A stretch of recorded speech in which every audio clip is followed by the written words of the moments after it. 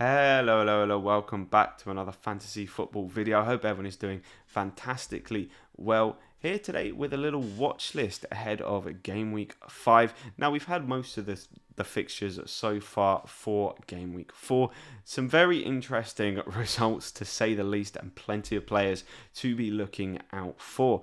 Now if you're new around here, please don't forget to hit that subscribe button. It really does help me out. Hit the like button if you enjoy the video, and without further ado, let's just roll straight on into this one. So first, starting off with the midfielders, Raheem Sterling opening his account for Chelsea with a lovely little brace. It looks this season like plenty of goals are going to come through Raheem Sterling for Chelsea. Now the interesting thing will be, does he get rotated in the coming game weeks? Obviously we have the midweek fixtures of game week 5 rolling around very soon. Then just a week later we have the Champions League fixtures, and Sterling's price bracket is that sort of awkward 10 million. I know a lot of us have gone for the likes of Salah and the likes of Haaland, which makes getting Sterling rather difficult. But if you can get Sterling, then he is an incredible differential at the minute. As you can see from that right hand column, we have the expected points for game week 5. Sterling coming in with 5 points in that game. I mean, it's not particularly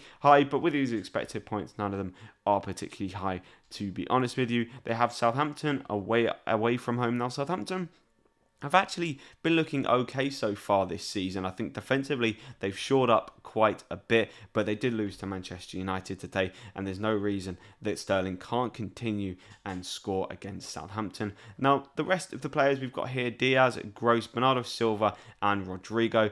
Diaz looking really, really good at the minute. I mean, right, let's just make 9-0. 9-0 for Liverpool against Bournemouth. This is absolutely absurd.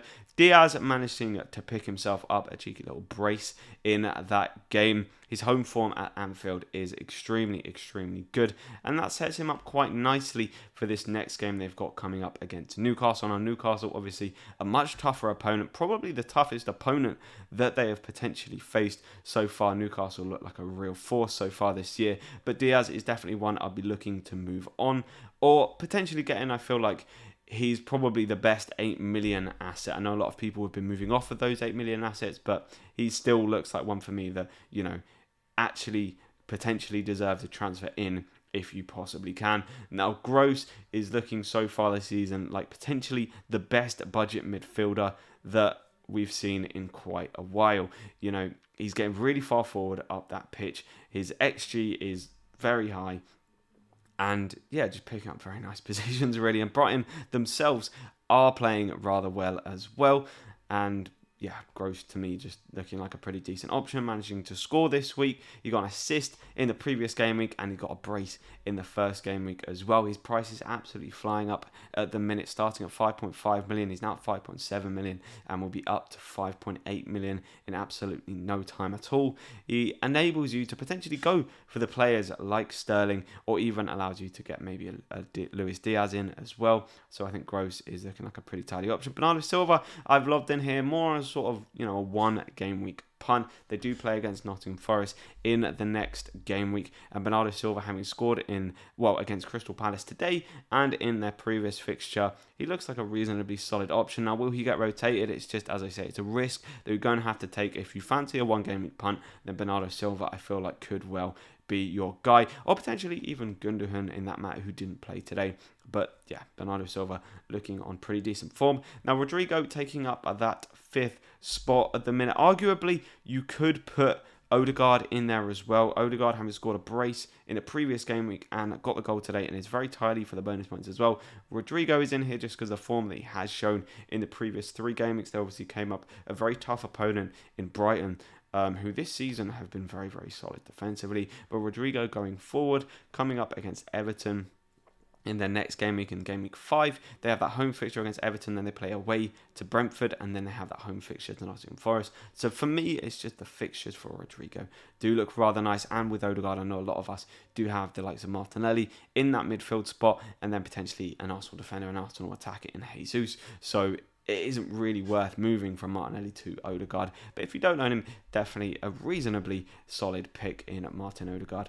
But yeah, Rodrigo looking pretty decent as well. And that is our midfielder watch list. Next, moving on to the attackers. Now, I kind of just had to include Bobby Firmino in here. There's no way that a player can get 5 contributions in a game and I can't include him. It was just, yeah, it's absolutely absurd. He was just balling out in that game. And it's quite funny how in the next game against Newcastle, possibly their toughest fixture so far, to be fair, but they're only predicting him to actually score 2.1 points. Now, with Firmino, there is rotation risk, not just from the Champions League fixtures, but also because Darwin Núñez is going to be coming back off of that 3-game ban pretty soon. He won't be able to feature in this Newcastle game, but Bobby Firmino probably will start in that game, especially after that performance. I feel like it probably rather hard pressed to bench him. But yeah, Firmino looking like potentially a 1-game punt. I'm not sure about the long term, but one to keep your eye on because you never know. If he continues this form, then he will become a must-have. Then I put Tony in the number 2 spot. So although he didn't manage to score today, you would be, a lot of new owners would have been expecting him to score. That home game against Everton looked rather nice. Tony still does look like a pretty decent option going forward. They have that Crystal Palace away fixture next, which, Crystal Palace have been conceding a fair few goals recently. So I don't see any reason as to why Tony can't go and score in that game, or at least can't go and pick up an assist. So he's probably one of the ones that I would be actually looking to potentially transfer in this game week, as especially we know that he is going to be playing sort of week in, week out for that Brentford side. So there's going to be no rotation there. But yeah, one to be definitely looking out for. Maybe hold the transfer this week and wait for game week 6 when they do get that home fixture. Then in that third spot, we have Danny Welbeck for Brighton. Now, it's an interesting one with Welbeck coming in at 6.5 million, playing for a Brighton side who are looking pretty decent at the minute. The thing I like about Welbeck at the minute, he's actually starting to get consistent minutes, and we have seen him get contributions so far this season. 3.2 expected points in the next game. It's not particularly ideal for them, but they do play against Fulham. Fulham, although they've been scoring goals, they have also been conceding goals, so there's absolutely no reason why Danny Welbeck can't go and score in that game. Now, if you did have the decision, obviously, between Pascal Gross and Danny Welbeck, I do think that Gross is clear of Danny Welbeck. And just to throw another name in the hat here, Mitrovic as well scored a pretty decent goal today against Arsenal. Bullied Gabriel off of the ball and then slotted it home. There's no reason why you can't particularly go for Mitrovic either, other than the fact that they just don't really have particularly good fixtures, which is why I haven't actually included him on this watch list. Now, at number 4, potentially you could punt with Isak if you really wanted to, although their next fixture obviously is Liverpool away, so that's why I kind of just put him on the watch list in that number 4 spot. We'll see what he does against Wolves tomorrow, or if he even starts, and then we'll see what he does against Liverpool. Then after that, they do have some nice fixtures. They play against Crystal Palace at home, then West Ham away, then Bournemouth at home. So if Isak manages to score in any of the next 2 games, or just looks pretty lively for Newcastle, then definitely one to be looking out for going forward. Harry Kane is just, I've put him in there just because of potential rotation going forward. Now, there's no reason why Harry Kane should be getting rotated in the coming game weeks, whereas the likes of Erling Haaland probably will be. But Haaland has shown today how kind of essential he is to our FPL teams, managing to score a hat-trick against Crystal Palace. You sort of just don't want to be missing out on those points. Even if he is going to get benched one game week, the next game week he could easily go and bang a hat-trick. And so, across 2 game weeks, he might get a point, and then he might get, a 14, 17 pointer. So across the 2 game weeks, actually he's done pretty well. So Kane was just one to kind of lob in there and look out for and monitor over the coming game weeks, as they do have nice fixtures. And you never know, Kane could easily himself go and bag a hat-trick against Forest tomorrow, and that would completely change the narrative. Then finally, looking at the defenders, Trent Alexander-Arnold, kind of just had to include him in here. There's no way I could not. Him getting a goal and an assist. Finally, for those of us who own the Liverpool defenders, managing to keep a clean sheet as well. Now, a lot of people probably will have been burned by not owning Trent, people wildcarding or just transferring him out because Liverpool haven't been particularly good, and Trent probably this week will be one of the highest kind of ranked destroyers, because, yeah, for those people that haven't got Trent, yeah, he would have punished them very, very heavily. So if you haven't got Trent, I'd definitely be looking to bring him back in because Liverpool do have some nice fixtures coming up as well. Newcastle, I don't actually necessarily expect them to keep a clean sheet, but Trent could easily go and get himself an attack and return. Then they play Everton and Wolves, two sides who have been struggling quite a lot to score, basically, to put it simply. So I can see Trent keeping a clean sheet in those games, and we do know that Trent is also very, very tidy for bonus points as well. Next, we have possibly the side that has had the strongest defence so far this season. Brighton managing to keep 3 clean sheets, only conceding 1 goal. And Lewis Dunk, when they do keep a clean sheet, he is pretty good for the bonus points as well. Coming at 4.5 million, I'm expecting he's going to get a price rise pretty soon because, yeah, it seems silly that for the best defence in the league, you can still pick up a 4.5 million defender, or at least the best defence of the league so far. Now, their fixtures look pretty decent coming up as well. Fulham away is, not the easiest of fixture. Fulham have been scoring a fair few goals so far this season at home, so this could be the game where, we expect a Brighton clean sheet, but it doesn't come. But I think Dung is definitely one to monitor and definitely one to bring in because you don't want to sort of think, he's only 4.5 million, I'll just sort of bring in someone else because the boat could sail on Dunk.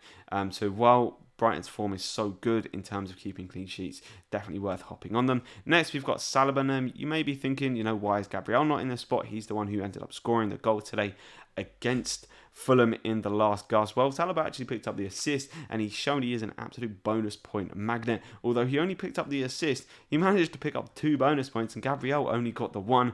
Salah also 0.4 million cheaper, started 0.5 million cheaper, and his price is just going to go up and up and up. Playing against a Villa side, I don't really know why his expected points are so low, coming in at 3.1, because I very much do expect them to keep a clean sheet in that game.